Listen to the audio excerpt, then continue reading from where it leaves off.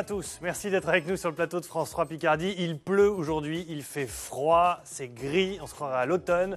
Mais pourtant, on est de bonne humeur, on est là et on va essayer de réchauffer l'atmosphère et l'ambiance aujourd'hui avec un programme chargé encore. Déjà, Gontran est là, c'est une bonne chose, avec une chemise un petit peu trouée, mais tout va bien, c'est normal. Trouée mais colorée. Trouée mais colorée.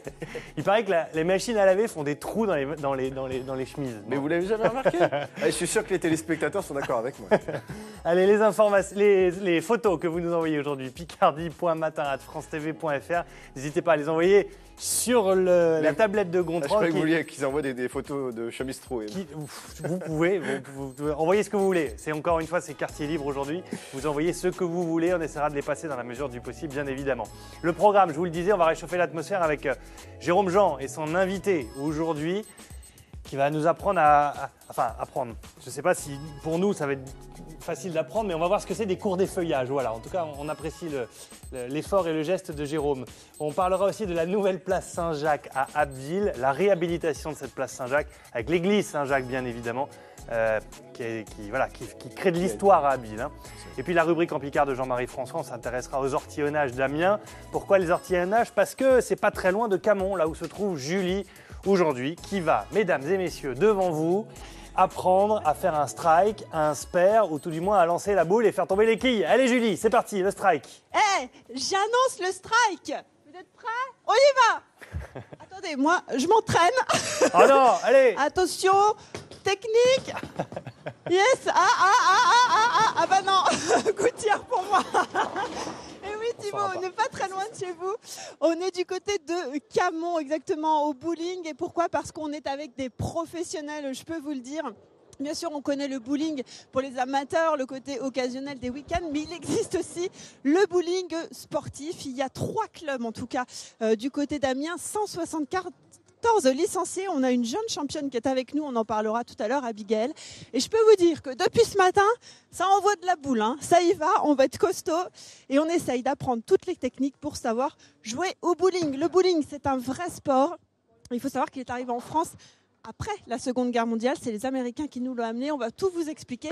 Rendez-vous dans quelques instants, Thibaut, pour le strike. Moi, toutes mes quilles sont encore debout, hein, mais allez, Julie, je vous promets que je vais m'entraîner. Julie, on n'a pas vu le retourné de caméra. Donc, est-ce que maintenant que la caméra est devant les quilles, vous pouvez jouer? Allez-y, juste qu'on voit ce que vous êtes capable de faire de l'autre côté. Julie? Je l'entendrai mieux. Oui, Thibaut. Vous nous faites le J'étais coupé, excusez-moi. Allez, faites-nous le strike côté caméra, qu'on puisse voir les quilles. Voilà, allez. Vous allez voir ça en direct, parce qu'on a vu de dos. Le geste. Ah oui, la gouttière, elle est belle. Elle est belle, bravo. Bravo, Julie. Et il se moque derrière, il se moque. Mais non, c'est bien d'avoir essayé. Mais si vous prenez de l'élan pour lancer la quille, il ne faut pas s'arrêter, Julie. Non, sinon je pars avec. Allez, à tout de suite à Camon, on vous retrouve dans un instant. Ça va être une bonne émission, je sens, avec Julie et tous ses invités, à côté d'Amiens, justement, pour ses cours de bowling. Un coup d'œil sur la météo, je vous le disais, il pleut, il fait gris, il fait pas beau. Les cartes le confirment, vous le voyez, c'est absolument magnifique comme carte. Il y a du soleil sur l'ensemble de la région, il n'y a pas un poil de vent et surtout, c'est sec. Voilà, c'est ce qu'il faut retenir de cette matinée. Les températures minimales, c'est l'été, hein. On n'est pas loin des 30 degrés, vous pouvez le voir. Surtout du côté d'Abbeville où on va frôler les 34 degrés, donc attention au coup de soleil. Pour ce qui est de cet après-midi, alors cet après-midi ça change, voilà. Il y a de la pluie par contre, une grosse pluie sur l'ensemble de la région avec des températures maximales polaires, hein. On va frôler les -10 par endroit. Donc attention, couvrez-vous bien. C'est un temps absolument catastrophique sur l'ensemble de la région aujourd'hui. Voilà pour les températures maximales. Gontran, est-ce qu'on a quelques photos d'ours polaires en Picardie? Non, pas d'ours polaire. Non, mais j'ai un ciel bleu parce que vous dites que le ciel est bleu alors que manifestement il est gris. Mais hier, il était bleu. Hier, il était bleu, oui. Bleu. Alors le problème, c'est que je sais juste que c'est en Picardie, mais je ne peux pas vous dire où exactement. C'est un mystère. À vous de retrouver ce bâtiment et ce joli mur. Voilà, c'est Erwan qui nous envoie cette photo. Parce qu'effectivement, hier, il faisait très, très beau. Si, comme Erwan, vous voulez nous envoyer vos photos, vous n'hésitez pas. Ours polaire, pull troué ou encore ciel bleu. picardie.matin@francetv.fr. Un petit point sur l'information avec aujourd'hui. J'imagine qu'on va revenir sur les élections des des patrons des départements. Vous imaginez bien, Thibaut Haussmann. Effectivement, élection des 3 présidents des 3 conseils départementaux de Picardie. Nous serons en direct dans la Somme et dans l'Oise et nous ferons un point aussi dans l'Aisne durant ce journal du 12-13 présenté par Zora Hamdan. Donc ce matin, l'élection se passera dans la Somme et dans l'Oise. L'élection dans l'Aisne aura lieu en début d'après-midi. Dans l'Oise, il n'y a pas trop de surprises. Édouard Courcial, député-maire d'Agnetz et nouveau conseiller départemental de Clermont de UMP, devrait être élu sans grand souci. Dans la Somme, en revanche, il y a un débat à droite entre l'UDI Hubert de Genlis, conseiller départemental d'Amiens. C'est difficile de s'y faire au départemental. Et Laurent Saumon de Doulan, conseiller général départemental UMP. Allez. Il n'y a pas que dans la chemise qu'il y a des trous, sur la chemise. C'est l'heure de la revue de presse, direction Laxenay avec Vincent Gérard qui nous attend.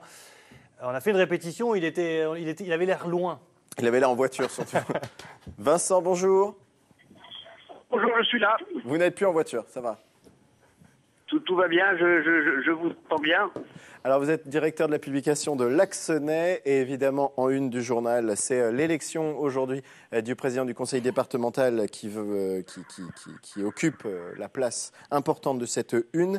Vous nous proposez d'ailleurs un dossier, évidemment je n'ai pas la bonne page. Je ne trouve pas les bonnes pages. Voilà, excusez-moi, je voulais vous montrer rapidement. Vous proposez des reportages en dessin cette semaine et notamment consacrés à la politique.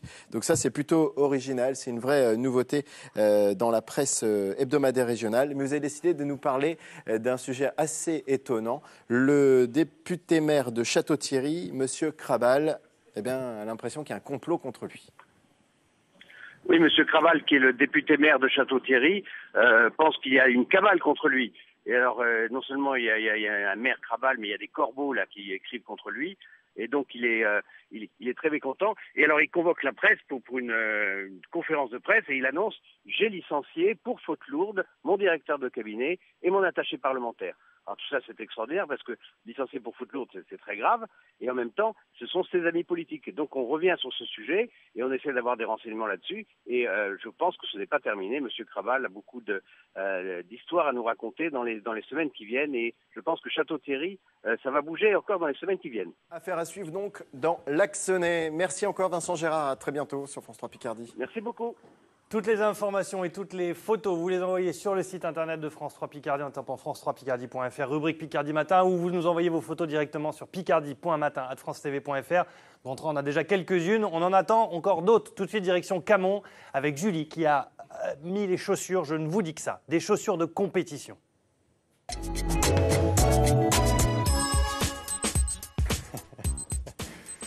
Un petit taille 38-39 s'il vous plaît pour Mademoiselle Poirier. 38. Voilà, bonjour monsieur, quelle taille vous faites?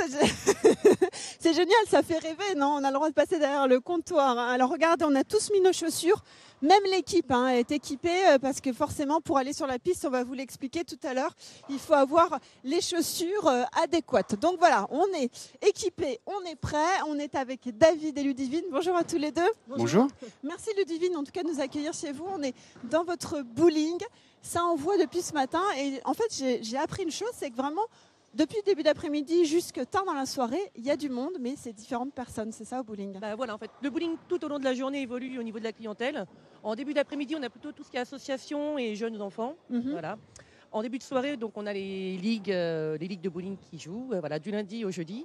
Et le soir, c'est plutôt entre amis, en famille, entre collègues. Voilà. Alors, bien sûr, aujourd'hui, on ne va pas vous parler du bowling amateur occasionnel parce qu'on est tous capables d'y aller. On va vous parler du bowling sportif. C'est important pour un établissement de recevoir les clubs aussi. C'est important, Ça va dépendre du nombre de joueurs qui y a. Voilà, c'est ça. Voilà, puis ça permet de créer une activité aussi toute la semaine. Puis la compétition, c'est toujours très important. Parce qu'il faut savoir qu'ici, le bowling a des pistes homologuées pour recevoir des compétitions nationales. Je ne dis pas de bêtises. Et régionales. Voilà. C'est ça, David? Voilà, tout à fait. Donc il y a une ligue régionale qui est en contact avec la fédération, qui choisit les lieux, qui organise et qui va décider des centres. Par exemple, l'an dernier, on a eu une phase nationale sport d'entreprise promotion.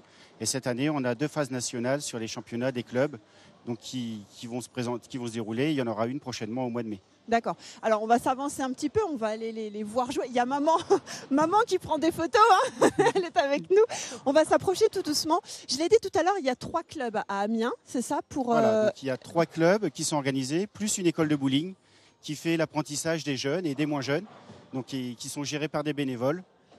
Et les clubs organisent un championnat avec un calendrier tout au long de la semaine. Donc les gens savent quand ils vont venir jouer, contre qui. Et ça amène des classements de championnat en équipe, en individuel. Donc il y a vraiment une organisation qui est affichée. Alors il y a 178 licenciés ici en Amiens sur les 3 clubs. Et en Picardie, c'est presque 300, c'est ça en presque tout, 300. Ouais. Donc on représente les 2 tiers de l'effectif, sachant qu'un tiers de l'effectif Picard, c'est du sport d'entreprise. Donc les gens qui, par l'intermédiaire de leur comité d'entreprise, sont financés et jouent avec leurs collègues et viennent passer des moments agréables en essayant quand même de faire du haut niveau. Alors, on l'a dit tout à l'heure, le bowling est arrivé tel qu'il est aujourd'hui. Il est arrivé fin de la Seconde Guerre mondiale en France. Hein. C'est ça, ce sont les Américains qui l'ont apporté. Ça a beaucoup évolué. Maintenant, on reste à peu près sur les mêmes règles. Alors, les règles n'ont pas changé. C'est toujours du bowling à 10 quilles avec un système de requillage automatique. Et c'est vrai qu'avant la Seconde Guerre mondiale, on n'avait pas les machines pour le faire. Donc, c'est vraiment les Américains qui ont apporté ça. Et maintenant, l'évolution se fait plus au niveau du matériel, donc des boules, surtout qui évoluent les matières. Alors, on va parler d'autre chose parce qu'on parle d'Amiens, bien évidemment, il y a un club, mais il y a un autre club et on a un autre bowling homologué, c'est Creil-Saint-Maximin, voilà, c'est ça ? Creil-Saint-Maximin, et on a également Saint-Quentin, qui est également homologué, qui reçoit également des compétitions pour la Picardie. Et en Picardie, je vais vous le dire, messieurs, dames, on reçoit les championnats internationaux, on en a quelques images. Comment ça se passe quand c'est comme ça ? C'est la fête ? Alors là, oui, c'est la grosse fête, puisque il y a une ambiance particulière et les résultats sont tellement impressionnants que y a du spectateur, il y a énormément de monde qui sont intéressés de voir ça et c'est vraiment très agréable. On joue la nuit aussi, c'est ça ? On joue la nuit. Par exemple, sur Saint-Maximin, ça dure 10 jours complets, 24 heures sur 24, avec qualification. Et là, pendant ces 10 jours, ce n'est pas du tout ouvert au public, tellement il y a de joueurs internationaux qui sont présents, américains et d'autres pays. C'est une bonne image pour un bowling que de recevoir. Alors ici, on ne reçoit pas des championnats internationaux à Camon, mais on reçoit quand même nationaux et régionaux. C'est quand même une belle image, non ? Une belle image, c'est beaucoup de stress aussi pour l'organisation, pour le fonctionnement. Est-ce que tout fonctionne ? Est-ce que tout est prêt ? Est-ce que le village est bien ? Est-ce que les conditions de jeu sont optimales ? C'est optimal, c'est ça, parce que ça demande une certaine logistique derrière, je suppose, une préparation des pistes qui doit être impeccable. Voilà, du début des pistes jusqu'aux machines, faut que tout soit impeccable et prêt. Les joueurs de haut niveau sont plus exigeants que les gens qui viennent en loisir, puisqu'ils viennent là pour faire une performance, éventuellement chercher une qualification. Donc forcément, face à ça, il faut aussi répondre à ça, parce que le bowling de Camon fait très bien. Juste une dernière chose, 3 clubs, une école de bowling où on accueille les jeunes. Vous êtes content de les avoir, ces jeunes parce que... Oui, parce que sans eux, il n'y a pas de renouveau. Donc même au niveau des entreprises, on voit qu'on a une population de jeunes qui est difficile à venir. Et c'est vraiment par le biais des écoles, par l'apprentissage, qu'on va les faire venir et en plus les faire rester. Bon, et en plus, ils ne s'occupent pas que des jeunes, ils encadrent vraiment tout le monde. Donc ça fait progresser le niveau global de la région. Bon, on a une petite chose à vous annoncer, on le fera sur le plateau d'après, comme ça vous allez rester avec nous. Une petite performance du club qu'on va annoncer. Et puis surtout, pour bien jouer, il faut être bien équipé. La boule, les chaussures, les quilles, on va les couper en 2 et on va aller voir comment c'est dedans, Thibaut. A tout de suite. On a hâte de vous retrouver, Julie, dans un instant à Camon en direct de ce bowling pour prendre des petits cours de bowling avec vous et grâce à vous. Restez avec nous. Dans un instant, on va apprendre à s'effeuiller. Voilà, c'est une technique d'effeuillage, les cours d'effeuillage. C'est Jérôme qui nous a dégoté une prof de charme et de compétition, vous allez voir, qui est avec nous sur ce plateau. La nouvelle place Saint-Jacques d'Abbeville avec l'église Saint-Jacques à Abbeville et notre guide Romain Zexer qui sera sur ce plateau et qui nous expliquera ce qu'elle devient, ce qu'elle va devenir surtout. Et puis la rubrique en Picard de Jean-Marie François, on s'intéressera aux ortillonnages, tout ça en Picard, s'il vous plaît. Parlons des feuillages, s'il vous plaît, Jérôme. C'est jeudi matin, il est quoi ? Il est 10h05 tout juste. Les feuillages, c'est pas du striptease. Ah non. C'est une technique bien particulière. Alors c'est de l'effeuillage burlesque. Je vous présente Lady Debbie Vintage. Bonjour. Déborah, qui est maman de 3 enfants, qui habite Choisy-le-Bac et qui est avec nous ce matin. Bon, qui fait des cours d'effeuillage, de la couture, du relooking, qui travaille dans une association. Voilà. Mais on parle d'effeuillage burlesque. Expliquez-nous en quoi ça consiste, parce que peut-être que tous les téléspectateurs et toutes les téléspectatrices ne savent pas ce qu'est l'effeuillage. Alors les feuillages burlesques, donc c'est vrai que j'insistais tout à l'heure sur le terme burlesque parce que ça met en avant aussi l'humour. En fait, c'est l'art de se déshabiller de façon drôle et sexy. C'est pas du tout, on n'est pas du tout dans du striptease. C'est pas du striptease, voilà. C'est vraiment on s'amuse quoi. On s'amuse, on reste toujours avec une culotte qui est en général relativement haute puisque dans ces années rétro, c'était la façon dont s'habillaient les femmes. Donc le porte-jartel aussi et un soutien-gorge qui parfois laisse par contre... on peut aussi enlever le soutien-gorge et là laisser apparaître les fameux nippies. Les nipples, les petits caches-tétons. Absolument. Voilà. On a un connaisseur, soyez rassurés. Qu'est-ce qui vous plaît? Vous êtes une jeune maman. Qu'est-ce qui vous plaît dans cet univers coloré? Qu'est-ce qui vous a séduit? Racontez-nous. Et c'est le côté féminin et glamour que met en avant cette période, j'ai envie de dire. Moi, j'ai toujours aimé le côté princesse, les paillettes, les strass. En plus, je suis couturière un petit peu de passion, donc ça me permet aussi de mettre en avant mes compétences, entre guillemets. Donc, on peut customiser des vieux vêtements, de la lingerie féminine, en y mettant justement des petits strass, etc., des franges, pour le côté rétro toujours. Justement, ce côté rétro et ce côté vintage, vous l'expliquez en disant que c'est... À cette époque-là, votre phrase, c'est ultra décomplexant. C'est-à-dire, ça se passe qu'entre filles, donc il n'y a pas le côté un peu oh là là, les garçons qui sont là, qui reluquent et tout ça. Non, ça reste vraiment du burlesque parce que marrant, décomplexant et entre vous, quoi. Voilà, c'est des copines qui s'amusent entre elles presque. Voilà, là, les cours sont proposés. En fait, je fais intervenir des professionnels ou des intervenantes du burlesque. C'est pas moi qui donne les cours sur Compiègne. Donc, c'est effectivement à huis clos pour préserver l'intimité de chacune des participantes. Donc, voilà, on s'inscrit via ma page, via mon adresse mail. Et en général, on prend à peu près 10 participantes. Par atelier et je fais venir différentes intervenantes pour pouvoir un petit peu goûter à différents univers. Alors, je sais que Jérôme a cherché à s'inscrire, mais est-ce que ça... Bon, il a été recalé, mais est-ce que ça fonctionne? Est-ce que ça marche? Non, les hommes sont interdits.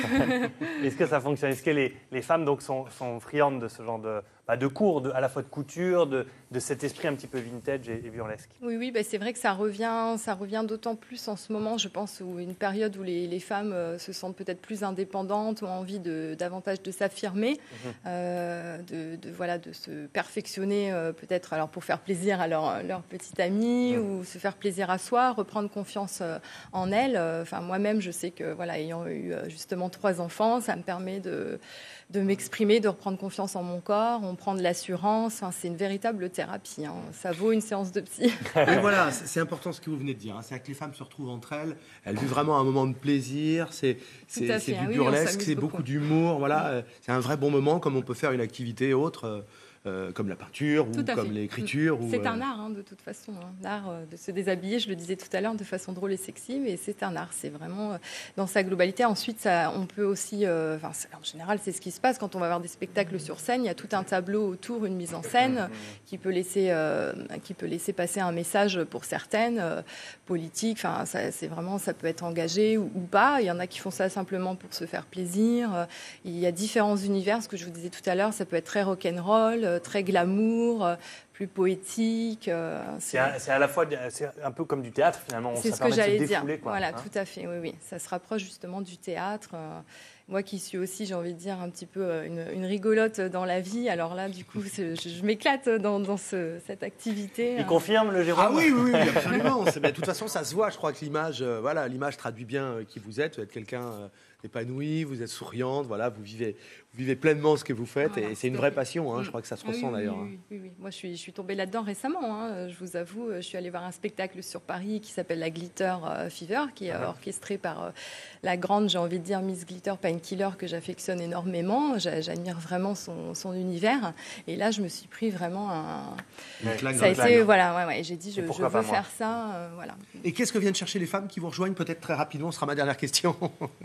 Que viennent rechercher les femmes de l'assurance, envie de s'amuser avant tout et comme je vous disais tout à l'heure, vraiment envie de se faire plaisir à un moment où effectivement avec la crise on a envie de se divertir, de penser à autre chose, de s'amuser, donc c'est tout à fait propice À ça. Tout ça. Lady Debbie Vintage. Si vous allez sur Facebook, vous tapez ce petit nom et vous tombez sur cette page qui va s'afficher à l'écran. Vous avez toutes les informations concernant les spectacles, les coordonnées, comment vous rejoindre, ce que vous proposez. Ça va apparaître. Voilà, Lady Debbie Vintage. C'est une page Facebook toute neuve avec toutes vos créations les belles chaussures. et tous vos revêtements, voilà, tous les vêtements que vous proposez.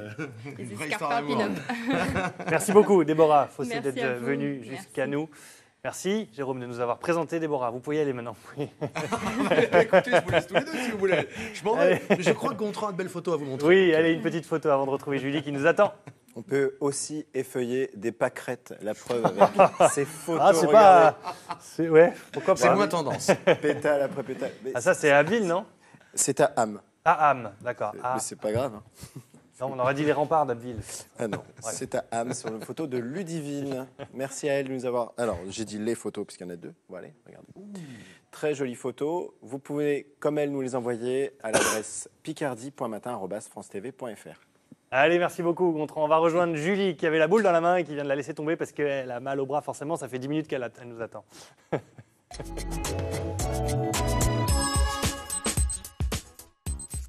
Allez, ma Popeye, on y va, c'est parti. Une boule de 10 kilos, ça devrait le faire. Et alors là, justement, Thibaut, c'est pas 10 kilos. C'est ce qu'on va vous expliquer, c'est 10 livres. Donc on divise par 2. Quand on croit qu'on lance une boule de 8 kilos quand on est débutant, c'est pas vrai. Elle fait que 4 kilos en vrai. C'est ça, Jean-Louis? C'est ça, oui. Donc c'est faux. Mais bon, pour l'image, ouais, j'ai 10 kilos dans la main. Jean-Louis, on était avec vous pour voir un petit peu comment ça se passe. Tout ce matériel, parce que nous, on a le matériel amateur qu'on connaît quand on vient jouer, mais bien évidemment, quand on joue en club, on est sur du matériel un petit peu plus évolué, on va dire. Un peu plus professionnel. Professionnel et qu'on Donc ça, choisit. c'est des boules standards, ce Ouais. que vous avez dans les râteliers. Donc ça ne comporte pas cette partie-là dedans. Mhm. En fait, il y a juste une coque externe et un noyau dedans. D'accord. Et juste un petite masse ici pour équilibrer l'endroit où on fait les trous, pour que la boule tourne rond. C'est Bon. tout. Alors là, c'est C'est une la boule. seule chose. Ça, c'est une boule qui a été coupée, c'est une boule pro. Ouais. Donc là, il y a un noyau qui ressemble à ça. Voilà. Donc pas ça, tout c'est à fait de- la même ouais. forme, c'est la partie centrale. Là, il y a une partie qui est en résine très légère, et là, il y a de la résine un peu plus dure. Alors c'est quoi? Pourquoi dans ces boules professionnelles, il y a ce noyau et... Ça donne de l'inertie et de l'impact dans les boules quand ça arrive. D'accord, ok. Et elles sont toutes de la même forme à Non, l'intérieur? non, pas du tout. C'est Ah. tous des noyaux. À chaque fois, c'est un noyau différent. C'est suivant les types de boules. Alors comment on choisit? C'est suivant son jeu? C'est suivant la manière dont on joue? C'est suivant son jeu. C'est le type de résine externe est plus ou moins agressif. Ça, c'est D'accord. des boules toutes lisses qui vont tout droit. Ouais. Ça, c'est des boules un peu plus agressives qui ont tendance à faire des crochets quand on les fait tourner. Quand on les Ça met veut en dire rotation. qu'avant de s'acheter son propre matériel, il faut tester énormément de choses pour savoir... Faut savoir comment le perceur est capable de vous dire ce qu'il vous faut comme matériel D'accord. en fonction de votre jeu à vous. Il suffit va- de le regarder jouer en fait. D'accord, on va vous expliquer quelque chose. C'est qu'en fait, vous voyez à l'intérieur, il y a des petites Voilà, résines. Je donc ne sais c'est- pas comment on appelle. C'est C'est ça des en petits fait. inserts Des petits en caoutchouc, inserts. Parce que les boules sont percées selon selon la main. la main, en Ouais. fait, selon les doigts. Chaque Et boule, après, chaque boule est individualisée. c'est-à-dire que moi, par exemple, elle n'est pas du tout adaptée pour mes Ah doigts. Si je devais jouer, voilà, mon pouce il rentre trop loin, moi, par Voilà, exemple. ouais. Voilà, d'accord. Bon bah voilà, on Ça, en c'est apprend clair. des Ça, choses. c'est du- On passe la plus petite boule, elle Qui- pèse combien? Huit. Jusqu'à un peu moins de 6 livres. 6. Il y a 4 livres, il me semble. Et ça monte jusqu'à 16 livres. Abigail, 6e au championnat de France, elle fait partie du club de bowling, c'est ça? Ouais. Vous avez De commencé à l'école. quel âge? J'ai commencé à 10 ans, l'année de la création de l'école, donc en 2008. Et je suis, je pense, une des seules qui a réussi à tenir jusque-là. Il y en a une autre qui est arrivée un an plus tard. Et c'est assez compliqué quand on veut acquérir un niveau un peu, pas professionnel, parce qu'il y en a des largement meilleurs, mais un niveau assez correct. Il faut quand même s'acharner et pas abandonner dès qu'on voit que ça va pas du tout, quoi. D'accord. Bon, on va voir Abigail jouer encore un petit peu. Vous levez des boules de combien de livres vous 14 livres, donc 7 kilos. Bon, ok. 7 kilos. Il faut travailler encore un peu. On passe au quilles, Jean-Louis. Donc les quilles, c'est la structure intérieure, c'est ça. Ouais. C'est du bois. C'est en bois, en C'est fait. du bois ouais. lamellé collé, hein, revêtu de plastique. Et ça Eh. pèse 1,5 kg à peu près. Ah, ça va, ça. C'est léger. Ça va, c'est pas trop lourd. C'est pas trop long. On va aller voir après, justement, comment elles sont remises. Ouais. Et puis alors, ce qui est très Et après, important, c'est les chaussures. c'est les chaussures. Donc les chaussures, c'est deux différentes. Là, les semelles sont décollées, mais c'est deux chaussures différentes. Donc Mhm. celle-là glisse pas. D'accord. Ça, c'est une autre- chaussure classique. ouais. Et après, on a des talons amovibles pour les gens qui sont bien équipés. Ça, c'est une semelle qui glisse. Donc ça veut dire quoi? C'est suivant. C'est un talon qui, suivant l'état des pistes, l'état des approches devant les pistes. Donc quand on arrive avec tout son matériel, on choisit au dernier moment ce qu'on va mettre, et puis on regarde ce qu'il faut. Oui, on met une semelle plus ou moins glissante, on met un talon qui freine plus ou moins. Oui. On peut changer. Et après, ça permet de jouer et de s'arrêter quand on veut. Bon, vous leur apprenez tout ça aux jeunes à l'école, Jean-Louis, c'est ça? C'est vous qui gérez un peu tous ces jeunes. On va aller voir Abigail jouer un petit peu. Merci pour toutes ces explications. Qu'elle emmène sa boule. Venez avec nous. Alors, Abigail prend sa boule. J'ai vu que Abigail, tu avais quelque chose au poignet. Qu'est-ce que c'est ça? C'est un poignet. Ça permet de... Parce qu'en fait, une fois qu'on n'en a pas et que la boule monte dans le dos, le poignet parfois se casse. Bon, pas autant que ça, mais... Et ça, c'est pour éviter justement qu'il se casse et ça le maintient. Ça le maintient et la rotation de la boule est après pas forcément la même et ça évite... de certaines erreurs. Alors, allez, on va aller regarder le strike en direct. Jean-Louis, si moi je prends des cours, je vais y arriver facilement, faire des strikes un jour. Comment ça se passe? Ah oui. Ouais. Oui. Donc là, elle se prépare, Abigail. Hop, elle fait son nombre de pas, c'est ça? Et on jette la boule. Et voilà. Et ben voilà, ça c'est réglé. Merci Abigail. T'as mis longtemps toi avant de faire ton premier strike? Oh, ça met, je pense, pour acquérir les bases quelques mois, mais après, ça se compte en peut-être 2 ans, 2 ans et demi pour pouvoir avoir un début de régularité dans les scores. Mais bon, voilà. Ok, merci Abigail. Allez, une dernière, juste pour le plaisir, juste pour le fun. Merci Jean-Louis pour toutes les explications. Après, il faut être régulier, voilà, c'est ça le problème. Il faut être régulier. Faire un strike, c'est facile. Voilà, et ben voilà, 10, c'est déjà plus dur. Allez, on se quitte sur ces images. Thibaut, on se retrouve juste après. Voilà. Et ben derrière, justement, pour voir comment ça se passe. A tout de suite, Julie. On espère vous voir faire un strike d'ici la fin de cette émission. On espère et on y croit à mort. Toute l'équipe est avec vous et on va vous encourager tout à l'heure, à la fin de cette émission, Julie. Dans un instant, on va parler d'Abbeville avec Gontran et son invité, Romain Zécher. Bonjour. Bonjour. Vous êtes chef du service patrimoine de la ville d'Abbeville. On va évoquer évidemment cette fameuse place Saint-Jacques avec l'église Saint-Jacques qui a fait couler beaucoup d'encre, Gontran. Oui, absolument. L'église Saint-Jacques, une église néogothique du début 19e, qui était, depuis une dizaine d'années, qui était désaffectée parce qu'elle était trop dangereuse, elle risquait de s'effondrer. Et donc, il y a 2 ans, c'est ça? 2 ans, tout à fait. Au printemps 2013, la décision a été prise par la ville de la démolir parce qu'elle était trop dangereuse. Et donc, on va revoir un reportage de Sabine et Bernard Godard qui nous replace un peu dans cette situation, parce que ça fait de la peine aux habitants autour, dans l'ambiance de la fin de l'église Saint-Jacques à Abbeville. La nacelle est arrivée de Belgique. Avec un bras de 90 mètres, elle pourra sans peine monter les hommes au plus près du sommet de la flèche. Première mission pour eux, décrocher le coq. À l'appréhension du travail en altitude se mêle l'intimidation du geste symbolique. En décrochant l'oiseau, l'édifice perd déjà un peu de son assurance élégante. Précieusement redescendu, il trônera un instant sur le parvis pour la mémoire du quartier. Le coq, il est sur la pointe, donc il y a juste à le sortir. Il est sur un jeu de billes, à 5 ou 6 billes, il tourne dessus, quoi. Mais c'est la croix qui pose un problème. Après le coq et la croix, il faut poursuivre. La vieille église qu'un expert judiciaire a jugée menaçante ne se laisse pas facilement mettre en morceaux. Baramine et marteau-piqueur, c'est bien pierre à pierre que le clocher est entamé. L'entreprise estime qu'il faudra 3 semaines de travaux pour arriver au niveau des cloches qui seront retirées à l'aide d'une grue. Les orgues, ce sera un peu plus tard, en espérant qu'elles ne soient pas endommagées par les chutes de pierre. C'est terrible de voir ces images. On a l'impression de... Voilà, à chaque fois, ça fait bizarre de voir ce clocher tomber comme ça. Quel a été le ressentiment des habitants de la ville quand ils ont vu ces images-là, en vrai, de ce clocher qui tombe, tout simplement? Que ce soit les habitants ou les techniciens, nous étions présents sur le site, donc c'est vrai que c'est pas anodin comme chantier. C'est un moment important, c'est un bâtiment qui était encore en place dans son quartier, un quartier qui n'avait pas été énormément touché par les destructions de mai 40, donc il y avait encore sa cohérence urbaine. Et on y reviendra tout à l'heure en parlant de l'avenir de la place, mais c'est justement ce qu'on a souhaité conserver, c'est-à-dire cette cohérence, pouvoir comprendre toujours le quartier malgré la disparition du bâtiment. Donc très vite, rappelez-nous pourquoi. Alors cette église date de fin 19e, j'avais dit début 19e, je m'étais un peu trompé, de quelques décennies. Pourquoi la ville d'Abbeville a été obligée de prendre ces décisions qui amenaient à ces images qu'on voit? Alors très rapidement, pour revenir un peu sur cet historique, donc en effet construction fin du 19e, sur l'emplacement d'une église précédente qui a été démolie à cette époque-là, pour la remplacer, on fait du neuf, comme on le faisait beaucoup à l'époque, et on va construire un bâtiment beaucoup plus grand, beaucoup plus lourd, à cheval, entre autres sur les fondations de l'ancien l'ancienne église, avec beaucoup de cours d'eau également qui passent sous ces terrains. Cours d'eau qui vont être en partie canalisés après la Seconde Guerre avec la reconstruction. Donc voilà, c'est un ensemble de Le sol est faits. fragile. Le sol est fragile, les matériaux de construction ne sont pas d'une qualité exceptionnelle.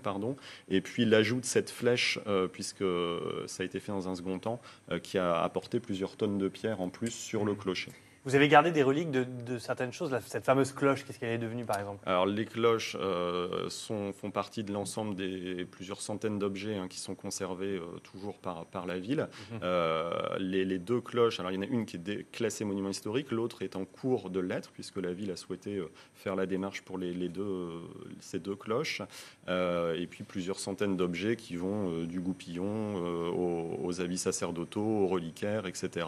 Donc il y aura un projet ensuite de restauration pour remettre in situ ces objets.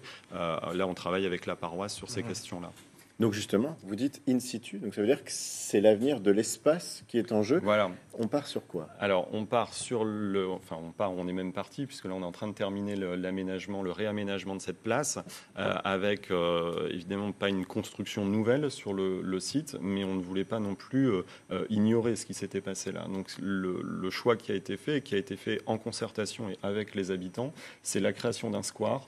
Ça répondait aussi au souhait qu'avait émis le curé de la paroisse de l'époque d'avoir un lieu non pas de mémoire, mais un lieu en tout cas calme et paisible après les événements de 2013. Et donc on a un square aujourd'hui qui reprend la forme du bâtiment avec un aménagement paysager qui reprend par exemple les voûtes de la nef. Qui est devenu l'orgue, avec des images qu'on a trouvées de cet orgue fabuleux. Qu'est-ce qu'il va devenir et qu'est-ce qu'il est déjà devenu? Alors le mutin cavaillé-école a été déposé en effet, il est aujourd'hui en caisse et la ville en parallèle de cette dépose est en train de créer une fondation, donc une fondation qui s'appellera Fondation Abbeville Patrimoine, une fondation sous égide de la Fondation du Patrimoine. Pour ne rien vous cacher, on a un rendez-vous fin avril avec la Fondation donc pour finaliser le dossier et donc pour pouvoir lancer notamment une opération de mécénat autour de cet instrument. L'idée étant de le restaurer et de l'installer à la collégiale Saint-Vulfranc qui est dépourvue d'instruments depuis le bombardement donc, de mai à 1940. Terme, ces orgues vont à nouveau produire de la musique. Tout à fait. C'est vraiment un instrument de concert en plus assez exceptionnel. Donc le souhait était évidemment de le conserver au sein de la ville. Eh ben, très bien. Merci beaucoup Romain. Toujours passionné et passionnant par rapport à tout ce patrimoine de la ville d'Abbeville. On avait visité le Carmel ensemble, on avait appris beaucoup de choses dans cette émission. Il y a plein de choses, j'imagine. Il y a encore plein d'émissions. On reviendra vous voir, il y a encore plein d'émissions. Merci Gontran. Une photo peut-être avant de se... Très vite, une photo qui nous vient de l'Oise, Senlis, envoyée par Dominique. Il a décidé de nous proposer l'avenue de Gaulle. Voilà. Non, elle n'apparaît pas parce que votre tablette s'est mise en veille. Allez, à tout à l'heure pour l'autre photo. Ouais. Allez, on retrouve Julie, direction Camon.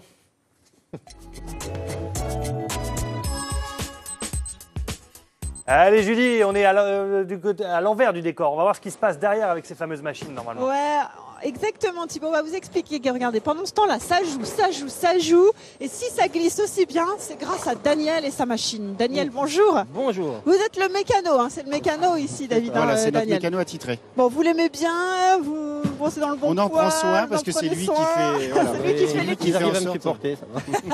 Alors, on est devant la machine parce que bien évidemment, on va le voir. Je ne sais pas si on arrive à le voir à la caméra, mais on voit les pistes qui ont été huilées. Elles sont brillantes, elles sont super lisses. Et là, on en a gardé une qui est dégraissée et qu'il va falloir graisser pour que la boule. La machine fait un passage, elle dégraisse et elle l'huile en même temps. Alors, on y va. On lance la machine. C'est parti. Alors bien évidemment elle est automatique, mais Daniel il jette le coup d'œil derrière David quand même. Voilà. Alors qu'est-ce qui se passe là en fait David? Là la machine elle dégraisse et elle dépose un filet d'huile. D'accord. Donc elle dégraisse sur l'avant et elle pose son filet d'huile derrière. Et ensuite elle fait encore 2 passages, vous le mettre de l'huile. D'accord. Et alors ça c'est obligatoire David, expliquez-nous un petit peu comment ça fonctionne. Donc là il y a des normes fédérales sur les conditions d'huilage qui sont plus ou moins compliquées, puisque c'est ce qui va faire la difficulté de faire des strikes. C'est qu'il y a des huilages sportifs, ils sont classés par catégorie, avec des graphes qui sont sortis par des responsables officiels pour nous dire à quel endroit il y a de l'huile et sur quelle épaisseur. D'accord, donc en fait de l'huile, il n'y en a pas forcément tout le long. Il y en a sur toute la surface, et donc la distance, on la mesure en pieds, et les huilages sport sont habituellement jusqu'à 41 pieds de distance. Et la zone de fin de 41 pieds jusqu'aux quilles est complètement dégraissée. D'accord. Bon, on va avancer en même temps que la machine. Daniel, vous nous retrouvez après, parce que vous finissez. Voilà, attendez qu'elle revienne, la petite chérie. Ça se fait plusieurs fois dans une soirée de compétition. On est obligé de ruiner les pistes. Alors, ou pas? sur une compétition, on doit jouer au maximum 28 parties sur la même piste. Ouais. Au-delà de 28, c'est la règle. Il faut avoir un la reconditionnement pour redonner des conditions. Une petite odeur là d'huile, Voilà. on le sent. Alors, on va passer de l'autre côté. Daniel va enlever la machine et on va aller voir parce que forcément on se demande toujours un petit peu comment ça se passe avec les quilles. Mais avec moi, David, on va commencer un petit peu le temps que Daniel nous rejoigne. C'est la première fois, on vous emmène derrière. Regardez, ce sont ces machines qui fonctionnent tout au long de la partie, c'est ça? Alors, donc, il y a différents types de fonctionnement selon le fournisseur. Parce qu'il y a 3 gros fournisseurs au monde. Il y a Brunswick, Valk et Switch. Et en fonction du fournisseur, les systèmes vont être différents de remontée des quilles ou également de dépose. Alors, expliquez-nous un petit peu comment ça fonctionne en fait, Daniel. Là. Les quilles sont jetées. Je vais vous enlever directement le tapis. Voilà. Alors, quelqu'un qui lance une boule, non? Alors, est-ce que quelqu'un peut lancer une boule? Oui. Par-dessus la machine, ouais, voilà, s'il vous plaît. Donc là, il y en a 18 comme ça. C'est un système comme ça par piste, c'est ça, Daniel? Alors, mal. C'est un système comme ça par piste. Exactement, oui, vous avez 18 pistes identiques. Alors, l'objectif, parce que le temps que la boule arrive, c'est que les quilles vont être soufflées derrière. Voilà. Elles vont passer en bout du tapis. Ouais, là, ça y est, la boule arrive. Attention, ça arrive ici. Et voilà. Ça fait du bruit, ça envoie. Voilà. Là, maintenant, les boules, elles vont être tapées par la couronne. Elles vont monter sur la boule est repartie, regardez. Les quilles, sont attroupées par la couronne. Et là, elles se retournent. Et elles vont se repositionner dans des moules.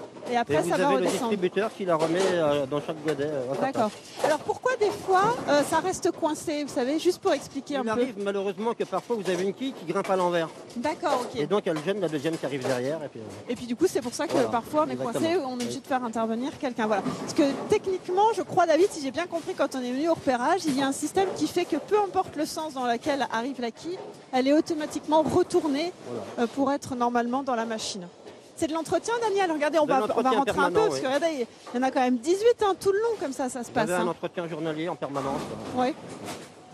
Alors, juste pour vous dire que le petit rideau qu'on a mis tout à l'heure, qu'on a enlevé, normalement, il faut le laisser parce que ça sert justement à éviter la projection des quilles pour les gens qui sont ici. Allez, on vous le montre juste pour l'image, le petit atelier de Daniel qui est derrière, qui répare ses quilles, qui répare ses machines.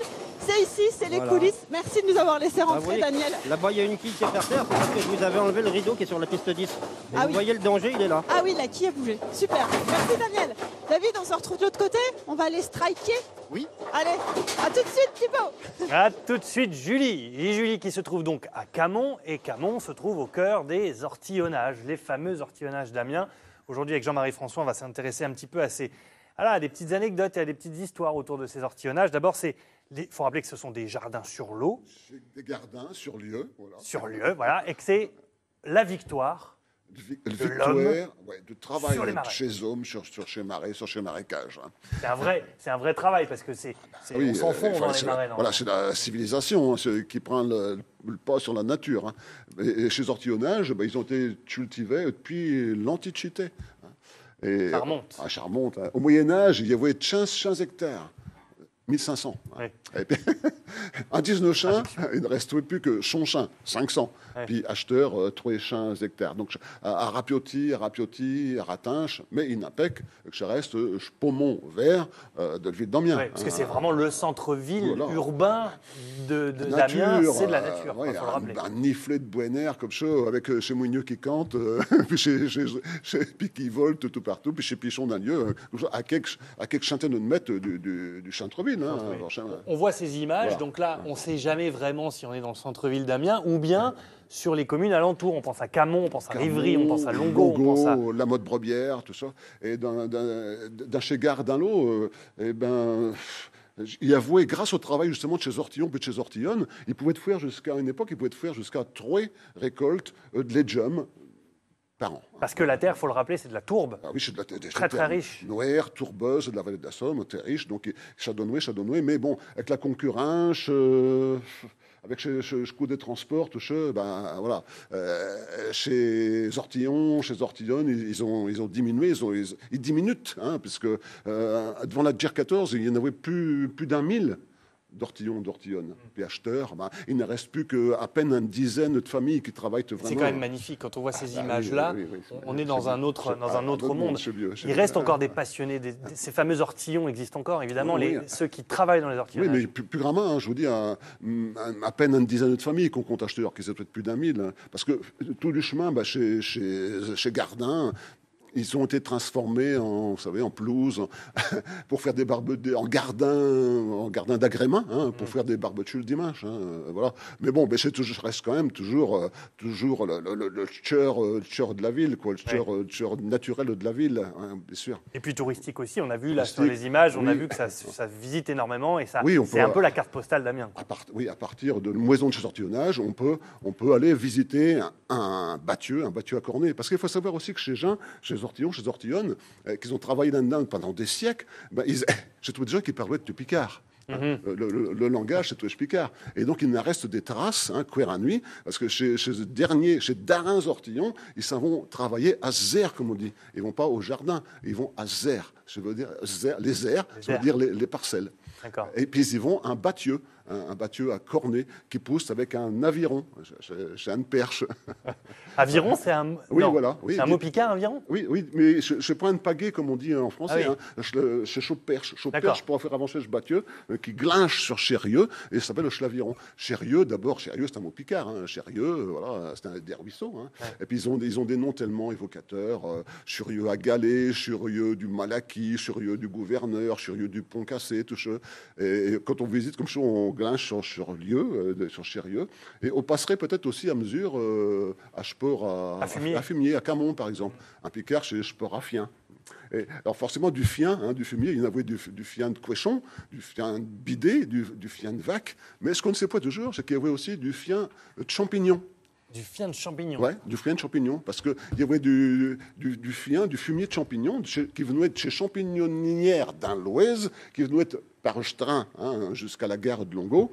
Puis de l'eau, ils étaient kerchés sur des camions. Chez camions, ils arrivaient jusqu'à Sport à Fien à Longo. Puis de l'eau, ils partaient à Battieu, à Cornet, jusque chez Zer. Hein. D'accord. Ouais.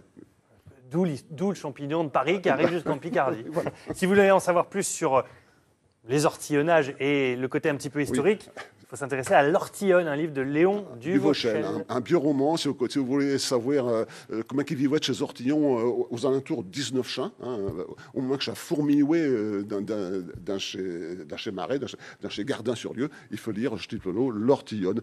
Mais vous savez que la tradition Ortillonne, quand même, un des points mortes complètement, puisque elle revit tout le ans avec marché sur lieu, au mois de septembre, au pied de la cathédrale.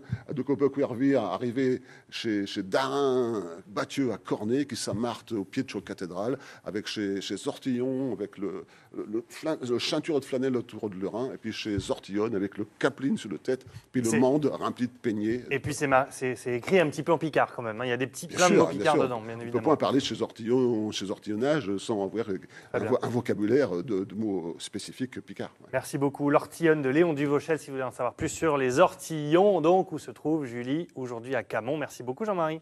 Adé. Une petite image de nature, Gontran, ou pas? Allez, j'en trouve une. De nature urbaine. De nature urbaine. Allez, je vous propose cette cathédrale de Senlis, une photo envoyée par Ève. Voilà, vue de loin, très jolie, Senlis dans l'Oise. Et puis, très vite, une vue toujours dans l'Oise, à Verneuil-en-Alate, une photo envoyée par Francisco. Si comme vous voulez nous faire partager votre rue, votre petit coin de Picardie, vous n'hésitez pas. picardie.matin@francetv.fr. Merci Gontran, merci Jean-Marie. Direction Camon, on va retrouver Julie avec chez Ortillonnage, c'est ça? Chez Ortillon, chez Ortillonne, chez Ortillonnage. C'est de horticulture, Ortillon. Hein. Allez, jingle donc. Cultiver des fleurs, puis des legends.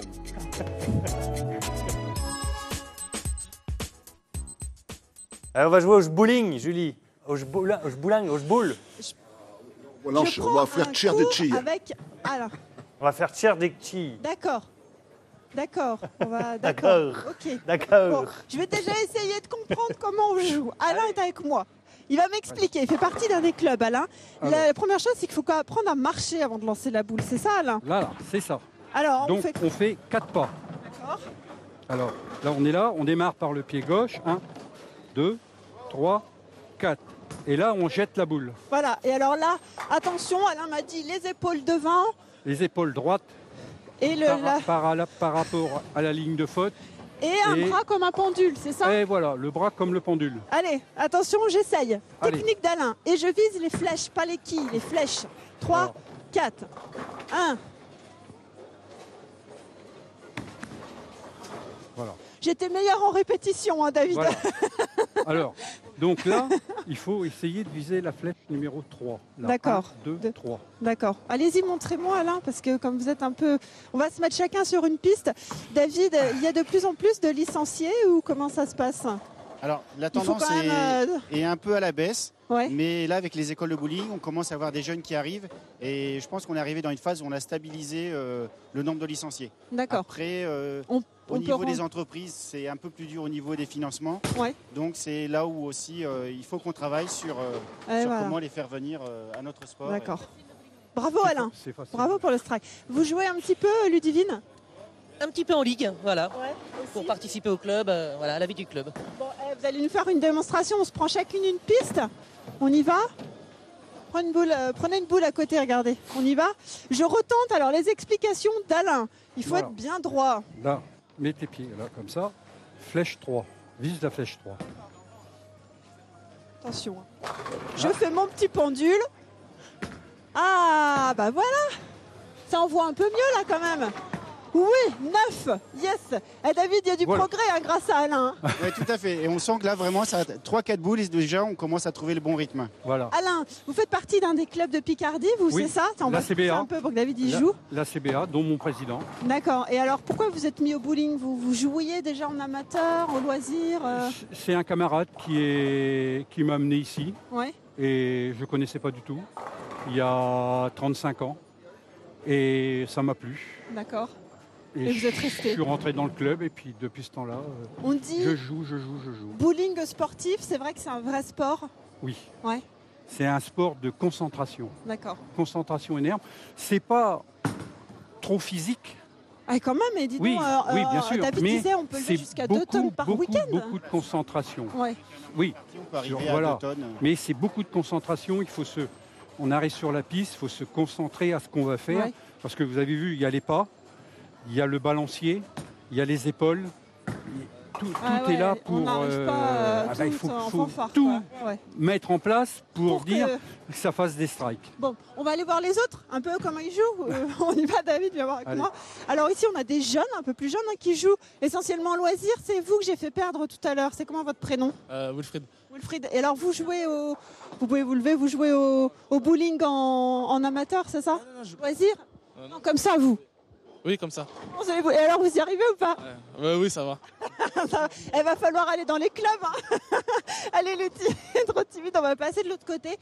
Alors ici, depuis tout à l'heure, ça envoie, hein, David.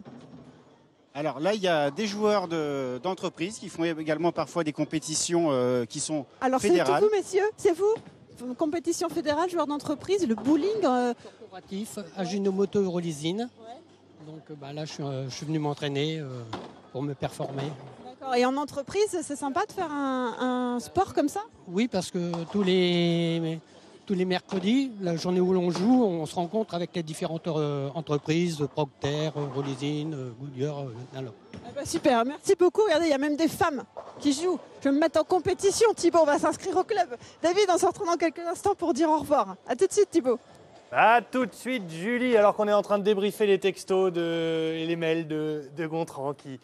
Sa maman prend sa défense parce que j'ai parlé du trou dans sa chemise et voilà, c'est pour ça que je me fais gronder par la maman de Gontran. C'est beau d'avoir une maman qui défend son rejeton. Bah, c'est normal. C'est normal. Allez, un petit coup d'œil sur la météo, juste pour vous dire que c'est tout pourri aujourd'hui. Voilà, il pleut. C'est bien fait pour vous, c'est bien fait pour nous. Voilà. Il pleut, il fait froid, et il y a du vent. C'est le combo total, voilà. Donc on reste à la maison aujourd'hui ou alors on prend bien son parapluie température maximale qui n'excéderont pas les 11 degrés. Une petite photo. Ouais, je sais pas si vous la méritez. Hein. Franchement, à me dire des choses méchantes comme ça. Bon, allez, je suis sympa. C'est un constat, je dis pas des choses méchantes. C'est un cadeau, allez, je vous l'offre quand même. C'est une photo envoyée par Alexandre. Elle a été prise en janvier, évidemment. Elle n'a pas été prise ce matin. À Cuffy, près de Soissons. C'est dans l'Aisne. Merci à Alexandre. Vous pouvez nous envoyer des photos toujours dès maintenant. On les diffusera demain sans problème. Non, on ne fait pas de point serré sur le trou de ma chemise.